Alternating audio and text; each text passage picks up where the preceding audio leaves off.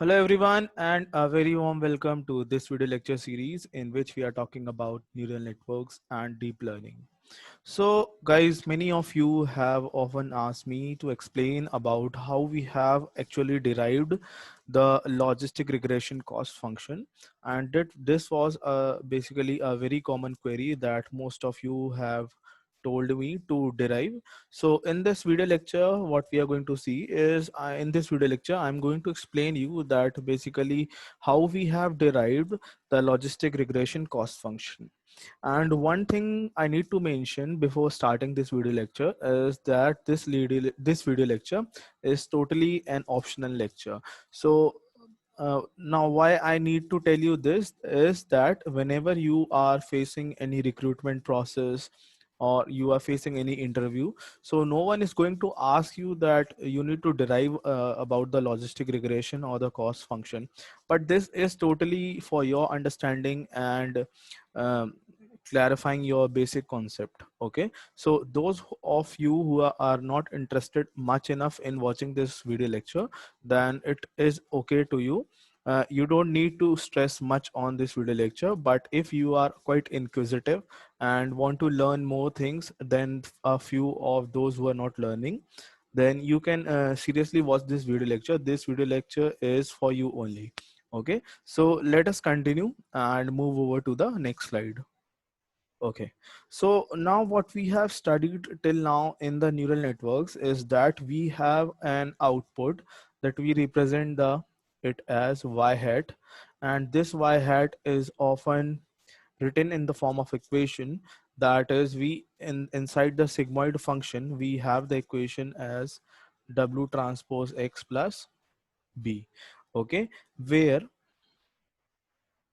what we have the significance of sigmoid. This sigmoid is represented as sigmoid of z equal to 1 upon 1 plus e to the power of minus z. Okay, so this is the formula for writing sigmoid function. Okay, and what we finally want to do is we want to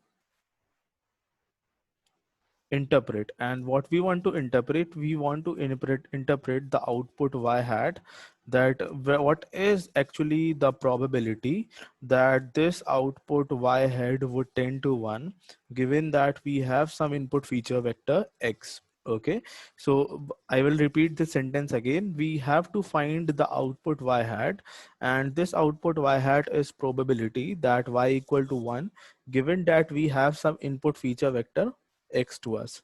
Okay, and what we basically do in this kind of binary classification problem is that if you have y equal to 1, then probability of y upon x would be equal to y hat, and that there would be another case if y equal to 0, then probability of y upon x would be equal to 1 minus y hat.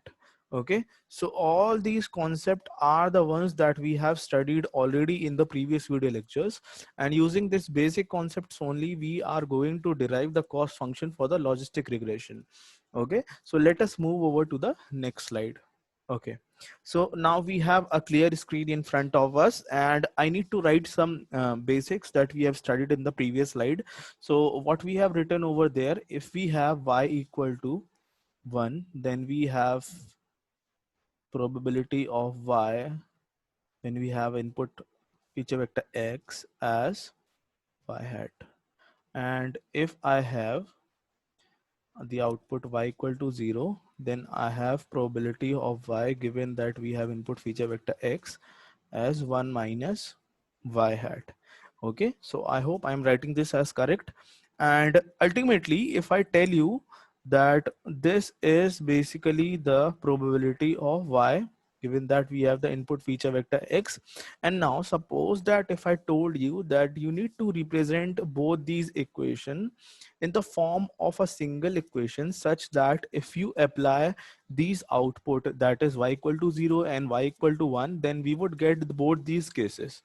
Okay, so how can you write this equation?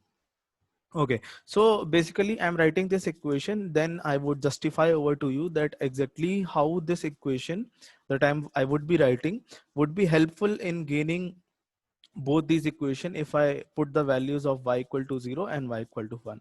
So my equation would be like p of y, given that we have the input feature vector x equal to y hat to the power of y into 1 minus y hat to the power of 1 minus y.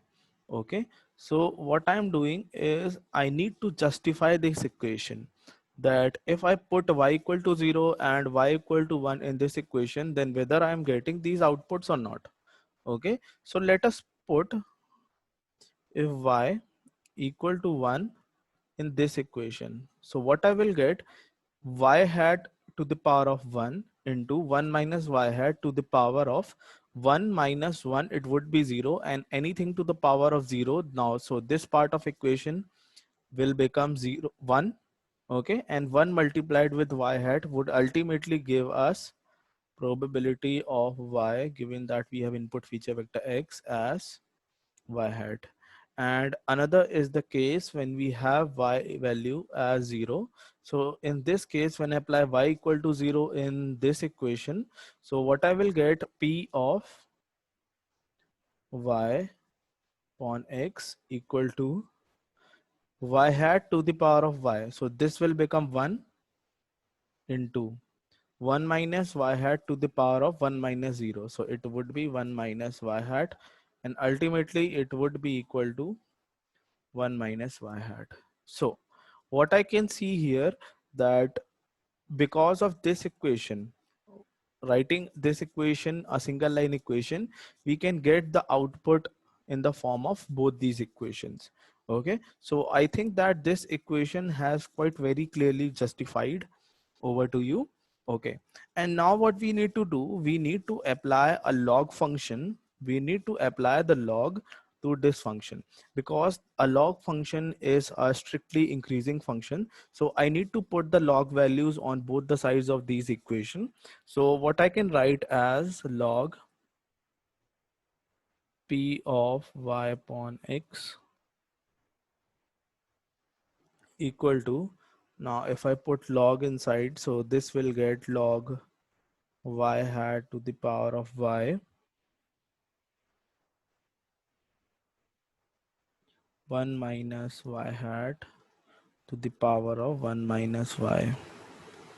Okay, and this will ultimately come out to be y log y hat plus 1 minus y log 1 minus y hat. Okay, so I think everyone is familiar with the log operations, and this equation would be correct according to those. And what I have, the final loss function, as we represent this as the loss function, that is L of y hat comma y. Okay, so this is basically the loss function over the single training example. Also what we can see is that basically we need to minimize the value of loss function.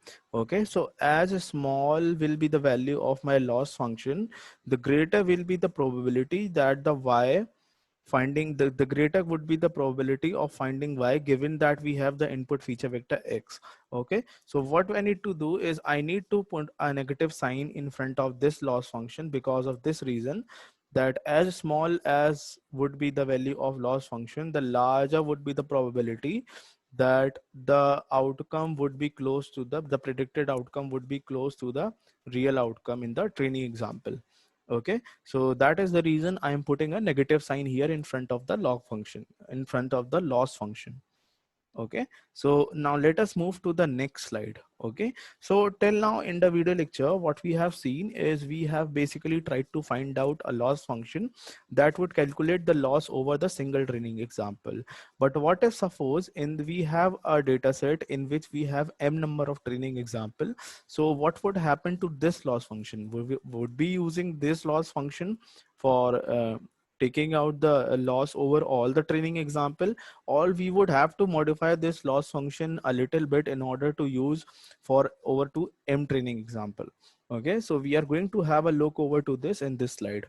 Okay, so now suppose for I have all the m training example, then this notation can be written as P for all the labels in the training set. Okay, we are finding the probability for all the labels in the training set, and this would ultimately, since this is a probability, so we need to find the product of this from I equal to 1, and suppose we have m number of training examples, so we'll find the product from I equal to 1 to m. Okay, and this would be equal to yi, given that we have the input feature xi. Okay, we are finding the product of all the probabilities for m training example, and again I need to put the log on both the sides of equation.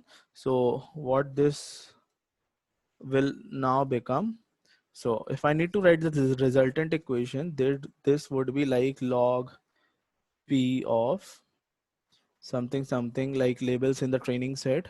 This would be equal to, now if I put log in this equation, then the product would be changed to the summation, and this would be ultimately equal to summation of I equal to 1 to m. Okay, and this would be equal to log of p of yi upon xi. Okay, so okay, so I hope this much is clear over to you. And also what we need to justify is that instead of writing log p of yi comma yi oblique xi, we can replace this with the help of a loss function that we have written in the previous slide, and that would be equal to minus L of y hat of I comma y of I.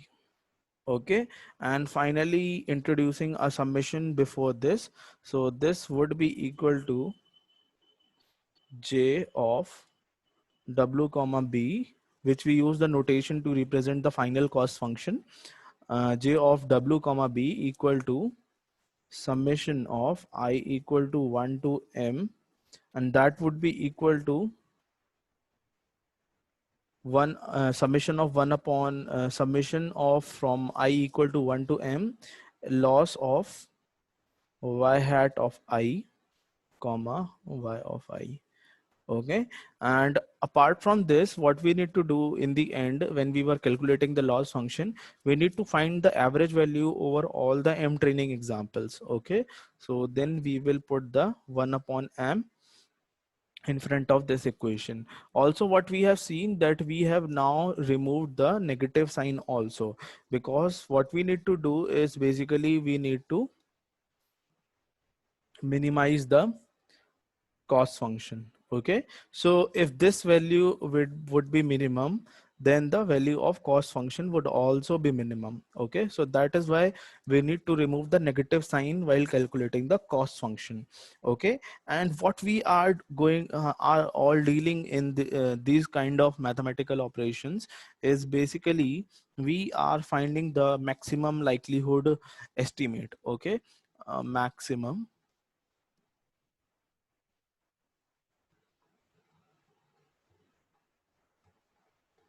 likelihood estimate.